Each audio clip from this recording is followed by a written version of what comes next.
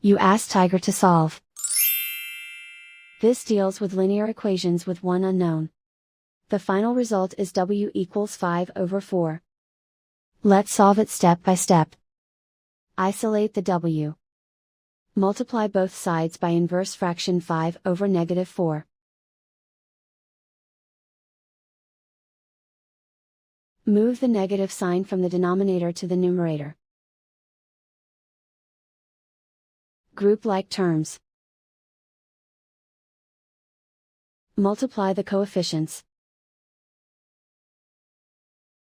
Simplify the arithmetic.